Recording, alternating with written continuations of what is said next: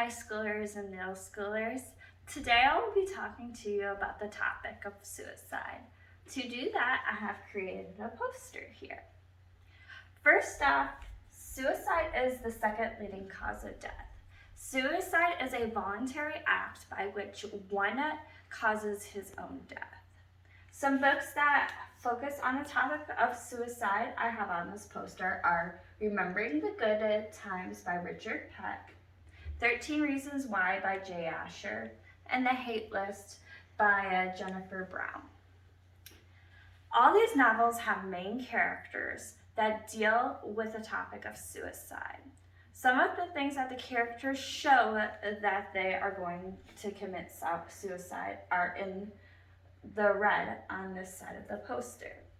So we have the character might feel alone. They might start skipping school. They might feel depressed. They might change the way they behave or maybe the way they act, or they may be unclean.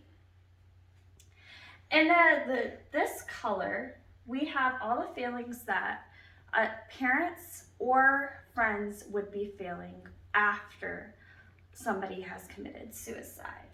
We have devastation, anger, guilt, and grief.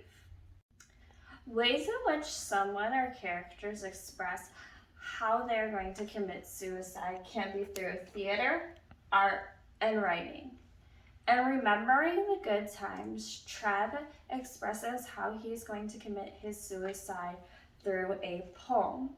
And then later he does a theater tryout where he explains how he's going to commit suicide. In another book, Three Friends, she does it through art. The main character draws a picture which symbolizes herself killing herself and burying her remains.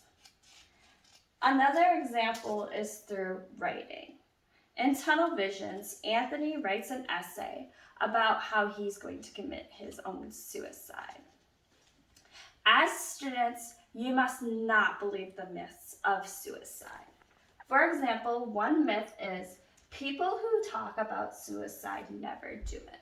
This is a myth because people who talk about suicide can and might do it. Other myths are talking to people about suicide will cause them to commit it. And suicide occurs without warning. These are myths because suicide does occur with warnings, and people who talk about their suicide actually helps them cope with it. As a student, you can help yourself or your friends cope with suicidal thoughts. You can talk about your feelings. Remain calm while you are trying to help a friend. Listen to what they have to say and build positive emotions in your friend. That way the negative thoughts are avoided. Also on this poster, I say you are not alone and you will not feel like this forever. These are key things to remember when you're trying to cope with suicide or your friends are trying to cope with suicide. You also need to know the warning signs. This is important because knowing the warning signs can help you help your friend or someone else prevent committing suicide.